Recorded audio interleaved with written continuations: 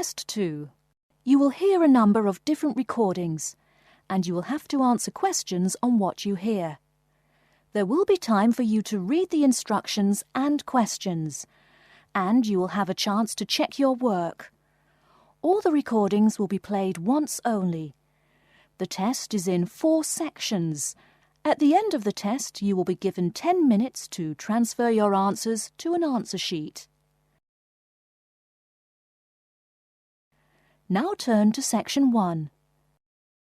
Section 1. You will hear a conversation between a travel agent and a woman who wants to go to Australia with her husband on holiday. First, you have some time to look at questions 1 to 3.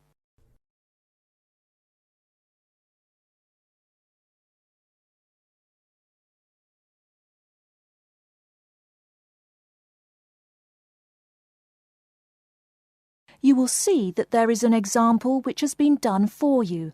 On this occasion only, the conversation relating to this will be played first. Good morning. I've been looking at your holidays to Australia in your brochure. I'm thinking of going during the second half of next month. Good morning. As you can see from our brochure, we offer a wide variety of packages to various destinations in Australia. Is there anything in particular that interests you? The woman says that she has been looking at the holidays to Australia in the brochure. So, brochure has been written in the space. Now we shall begin. You should answer the questions as you listen, because you will not hear the recording a second time. Listen carefully and answer questions 1 to 3. Good morning. I've been looking at your holidays to Australia in your brochure. I'm thinking of going during the second half of next month. Good morning. As you can see from our brochure, we offer a wide variety of packages to various destinations in Australia. Is there anything in particular that interests you? Yes, my husband and I are very interested in the holidays in the outback. These holidays are becoming increasingly popular. Would you like to arrange flights and accommodation with us, or just accommodation? Can you arrange flights from Sydney? Certainly. OK, flights and accommodation then. Right, you said that you wanted to travel next month. Which date would you prefer? I should point out that there are no daily flights available, so if you have a flexible itinerary, that's better. Well, we arrive in Sydney on the 15th of April, and we were thinking of travelling to the outback on the 18th of August. April. OK, there's only one flight from Sydney to Alice Springs on the 18th, so I'll book you on that. It leaves at 10 in the morning, which is quite convenient. Shall I book 2 seats for you? Yes, please. As for your stay in the outback, you can see from the brochure that we offer 3 packages: budget, standard and luxury. The budget package is about $500 Australian dollars, the standard package is about $700 and the luxury one is approximately $1,000, though it does depend on exactly what you would like regarding extras. Which one would you prefer? Well, we can't decide between the budget and standard options. Well, actually, just looking at my computer here, on the date that you want to fly into Alice Springs, there is no standard accommodation available. It's fully booked, I'm afraid. That's okay. We think that the cheapest one should be fine for us. We don't mind roughing it for a few days, and we don't expect to be spending much time at our accommodations. We prefer the outdoors. Right, let's look at the room options. Before you hear the rest of the conversation, you have some time to look at questions 4 to 10.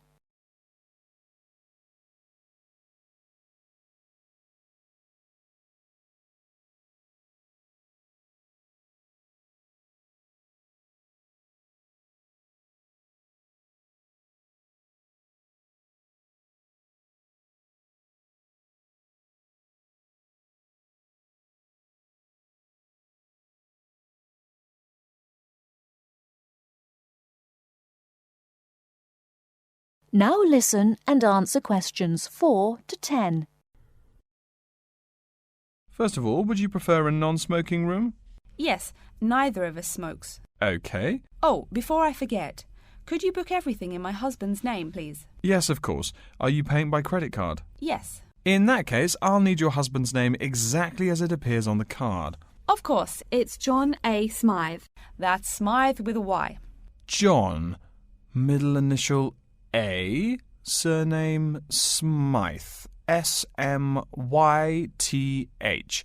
Is that correct? Correct. Thank you. I'll just check the price. The room will cost $100 a night plus $10 tax, so $110 per night in total. Is that okay? Yes, that's fine. Book us for 3 nights, please. Most of the guests like to participate in some special activities and trips while they are staying in the outback. Is there anything that interests you and your husband? Yes, there are several things we'd like to see and do. We'd definitely like to visit the cultural centre. Yes, that's very popular. It's within walking distance of the accommodation and it's free. It's also a great place to pick up souvenirs of your trip. We were thinking about visiting one of the nearby farms. There are 2 farms nearby, a sheep farm and a kangaroo farm. There is also an opportunity to ride camels in the desert. Have you ridden a camel before? No, but it sounds like fun. Could you give me some more details about the kangaroo farm and the camel ride? Certainly. The kangaroo farm includes information on how the animals are raised, whilst the camel ride provides information on desert flora and fauna. Which would you prefer? You can arrange to see the kangaroos in the wild if you like, rather than on a farm. That sounds perfect. OK, we'll go on the camel ride and see the kangaroos in their natural habitat. OK, I'll arrange that for you.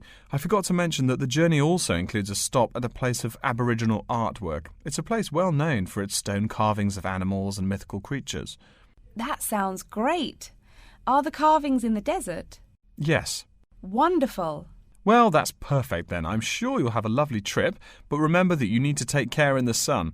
Yes, we're really looking forward to our trip. We really want to try to experience the dream time under the stars. Of course. That's what a trip to the outback is really all about. Yes. Now, how about the cost? That is the end of section 1. You now have half a minute to check your answers.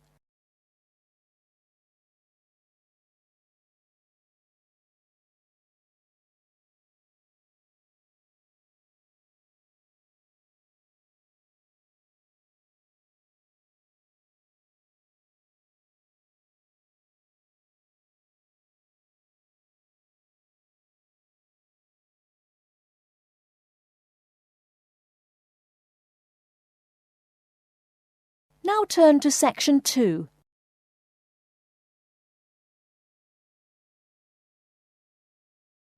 Section 2. You'll hear an announcement which is looking for some volunteers. First, you have some time to look at questions 11 to 15.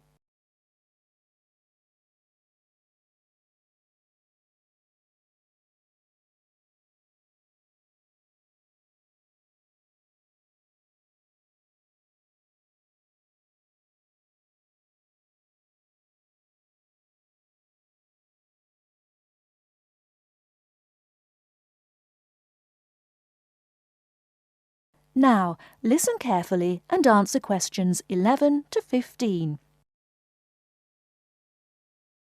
Continuing our broadcast of public service announcements, Worldwide Helpers announces upcoming vacancies for a number of volunteer worker positions. All applicants must meet the following requirements. First of all, applicants must be over 18 years of age. The company apologises, but there can be no exceptions to this rule. Second, persons interested in these positions may not have police records. Minor traffic offences like a parking ticket are, of course, no problem. But, and I quote, past and present drug users and sex offenders need not apply. The employer will, of course, check with the police to verify your clean record. In addition, applicants must supply references from past or present employers or teachers along with their recent CV. These references must testify as to the applicant's work habits and/or character.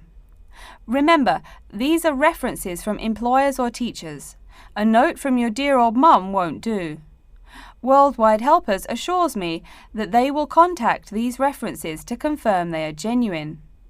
Although all positions are volunteer, the employer will reimburse some of your expenses.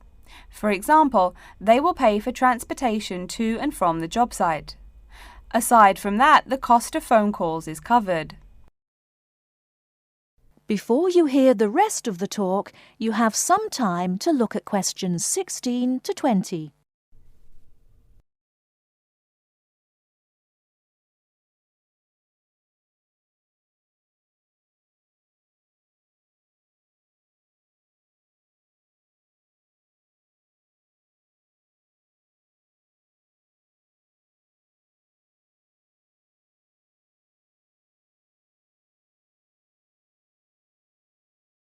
Now listen and answer questions 16 to 20.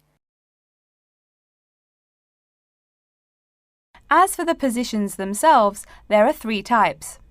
The first involves assisting persons confined to wheelchairs.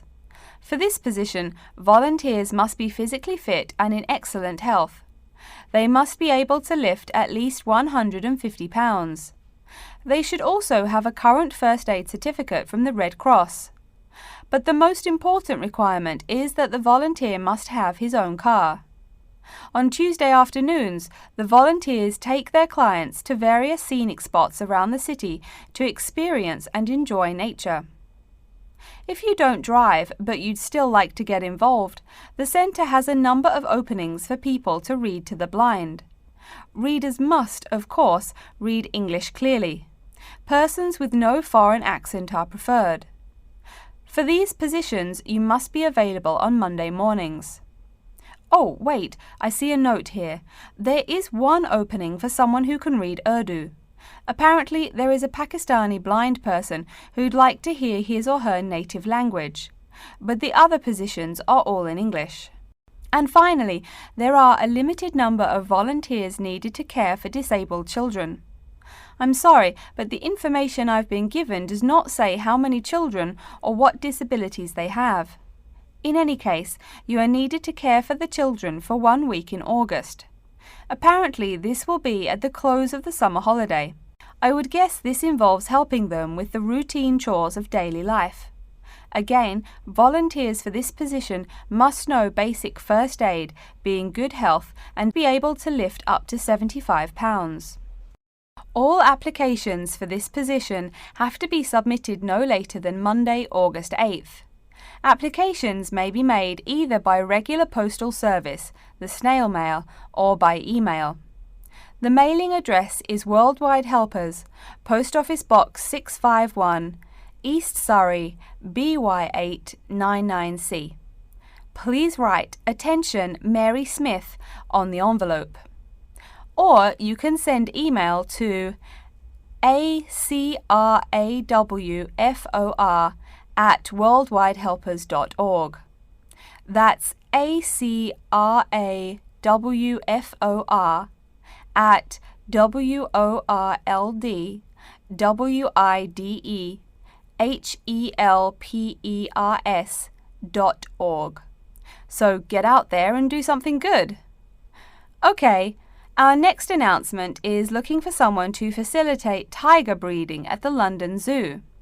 And get this, it's a strictly volunteer position. That means you don't get paid. Oh my God. I'm sorry, ladies and gentlemen, but I just have to laugh. That is the end of section 2. You now have half a minute to check your answers.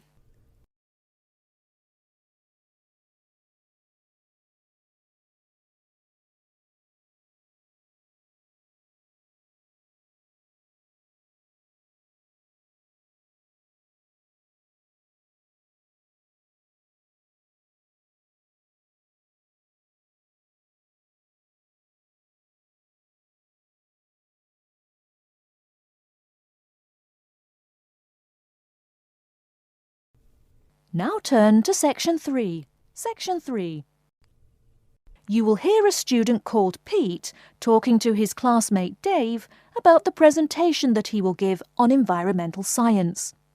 First, you have some time to look at questions 21 to 25.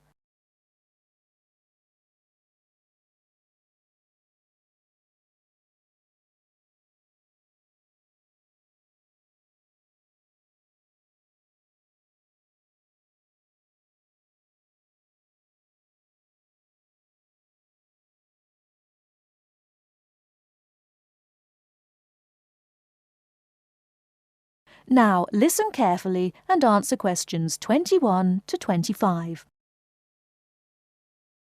Are you just leaving the library now? I saw you get there at 8 a.m. Yeah, I've been there all day. What for? They hire a cute new librarian or something? I wish. No, it's the presentation that I will give in environmental science the day after tomorrow. What's it about? I heard you were really excited about the class. And Dr. Schnee also calls you for the arcane questions, as he calls them. It's about environmental damage in the Yucatan. Excuse me, what?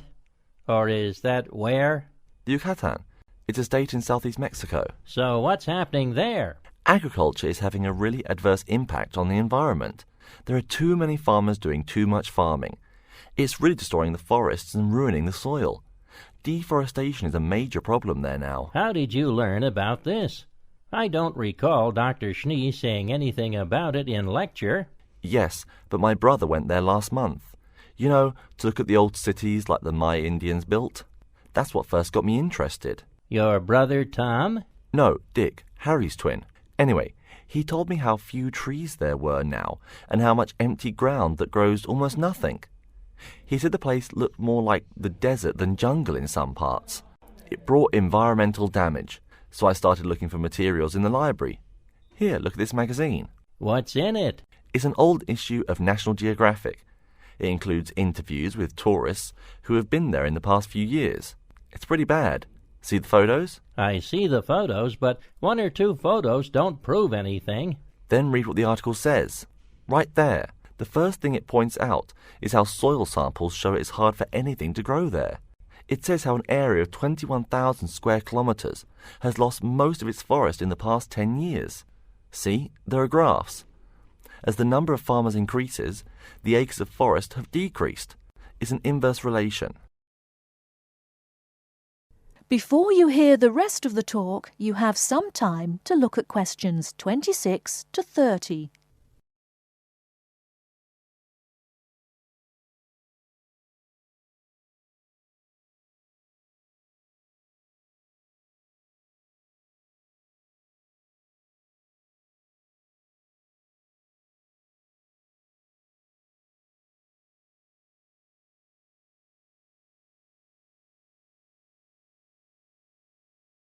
Now listen and answer questions 26 to 30. So, how big is that state? I'm sorry, but I've never really learned the metric system. It's bigger than the state of Massachusetts. That's shocking. Anything else? There's lots of else. Scientists say there's a growing area of about 10.5 square kilometers where nothing can grow at all. It's like the beginning of a desert. Oh, yes. What Dr. Schnee called desertification. But why can't anything grow there? I've never really studied soil chemistry. I'm just starting to look into that subject, but my sister Marie is a geologist, and she says the problem is that the soil has too much saline, with no plants helping to adjust the chemistry. Apparently, that's a common problem with soil types throughout the areas with rainforest. Once you lose the plant cover, it's difficult to bring it back. Reforestation is almost impossible, even if the land is not being used for other purposes. Wait a minute. What is saline? Saline is salt dissolved in water. Scientists who have gone there have taken measurements. They do this by gathering a sample of the soil and running a simple test that shows the ionization of the solution. The geology department in our own university has reviewed the soil at the site too. They're right. It looks pretty bad. The level of salinity is going up. But the plants that would solve that problem can't be planted in soil like that. There is a narrow spectrum of salinity in which the plants will grow. And once you pass the threshold, there is no way to put the problem right? Exactly. It's possible that no one can do anything to stop the trend now. And all because of human greed. Wait a second. How do you know these scientists can be trusted? What kind of reputation do they have? Are they reliable? Oh, they're definitely reliable. They include 4 members of the faculty from the geology department right here at MIT. Here, study these photographs and check the damage yourself. That's what Dr. Horst, who wrote the book here, did. He's newly appointed, but Dr. Schnee said that he's brilliant. So, where are you going now? I'm headed over to the geography department to borrow a map for my presentation. You know, this whole problem could have been avoided. The farmers there in the Yucatan. Pete, What? go take a break. Leave some studying for the rest of us. That is the end of Section 3. You now have half a minute to check your answers.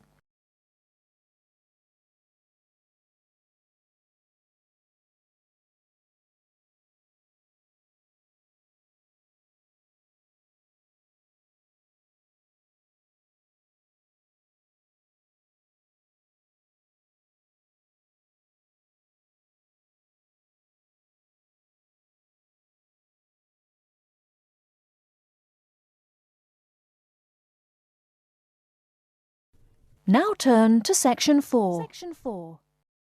You will hear a lecture's introduction to Insect Biology 101. First, you have some time to look at questions 31 to 40.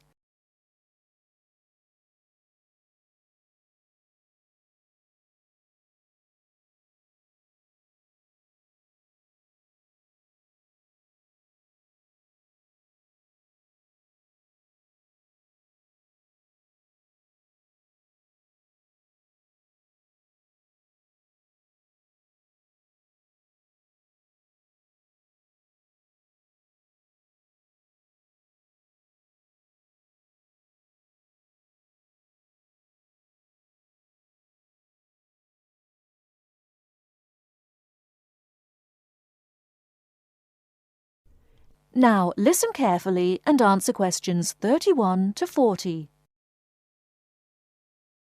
Good afternoon and welcome to Insect Biology 101. I'd like to begin this course with a few remarks about good insects and bad ones. Bugs are all around us, and that's both a benefit and an annoyance, sometimes maybe even serious harm.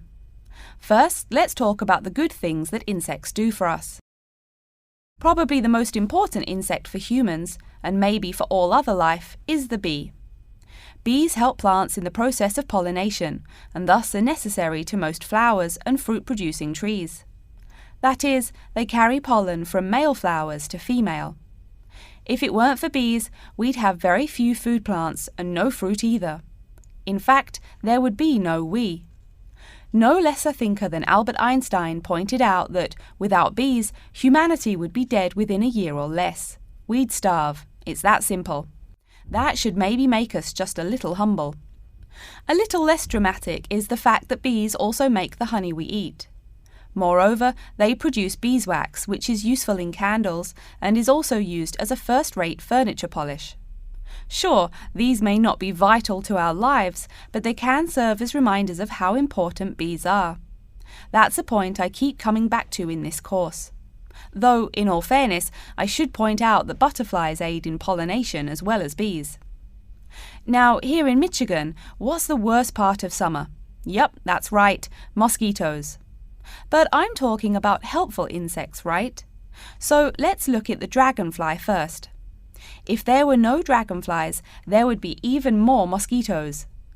Dragonflies mainly eat mosquitoes and also a few other insects. Yes, that's right. They don't just fly around, and they also help to eliminate harmful insects. So the next time you see a dragonfly, don't you dare kill it. Now, let's talk a little about those harmful insects. Take the mosquitoes I just mentioned as an example. Not so many years ago, mosquitoes here in America weren't just annoying, some were even deadly. They carried malaria and yellow fever. My own ancestor, the Confederate General John Bell Hood, lived through the worst battles of Civil War, only to die at age 38 from yellow fever. A pest, not a bullet. Well, besides the mosquitoes, in summer there is also a kind of insect that never seems tired. Right, that is the fly. Before I go on talking, I must mention an African fly called the tsetse fly, which feeds on blood and can cause serious diseases in the people and animals that it bites. Besides, it is still a bearer of sleeping sickness, which affects around 300,000 people every year in Africa, and can be treated only with toxic drugs that are hard to administer. Worse still, the drugs sometimes don't work. Other insects, of course, destroy food crops. In China, for instance, locusts continue to be a danger to the harvest in some areas. Less important, but still annoying, moths eat people's clothes and dust mites slowly destroy carpets. Worse, but still in the home, termites or white ants eat wood, the wood of your house. If they are not stopped, they can eventually destroy the whole building. Usually they seriously damage a building before anyone even notices them. So, as we all know, insects can be a real trouble. So, what to do? You can go ahead and start killing harmful insects. In the early decades after the Communist Revolution in China, Chairman Mao encouraged the people to swat every fly they could see. Slogans on the walls of buildings called them "little capitalists." But flies reproduce too quickly for this to be a long-term solution. For some decades in the West, to kill insects with chemicals seemed a good remedy. Unfortunately, chemicals can only be used in a limited area for a limited time. It's a small-scale solution. The insects come back. Worse still, some of the poisons used, like DDT, were found harmful to the environment. Many kinds of wildlife, like hawks, were harmed. And people in chemical-using rural areas have one of the highest rates of liver cancer in the world. It's no secret that chemicals remain harmful to humans. Like all species, insects adapt to their changing environments at an amazing rate. When a new chemical is introduced to their habitat, the insects that survive are generally the ones with some way of resisting the harmful effects. They then breed with the other survivors, and just like that, insects become resistant to most poison in a few generations. An insect generation, remember, is a couple of months at most. So again, we have to ask, what to do? Well, there are biological solutions. Some of these are pretty simple. One is destroying the insect's habitat. You take away their home or food.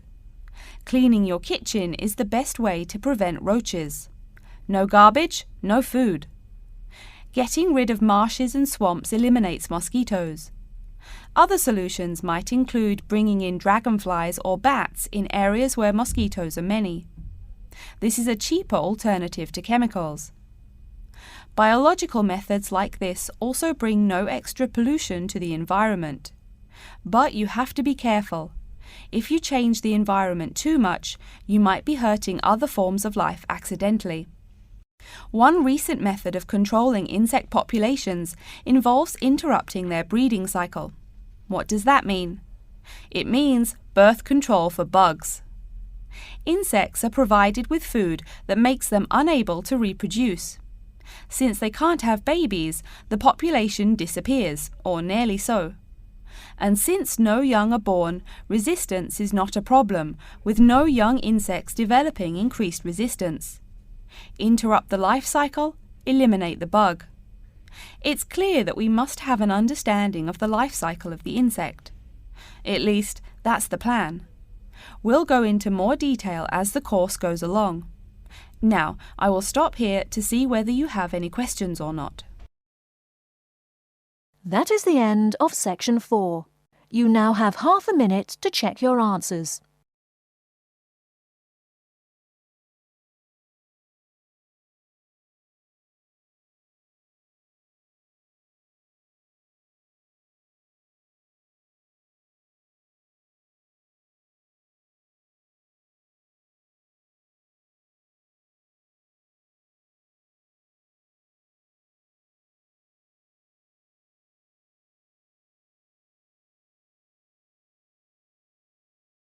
That is the end of the listening test.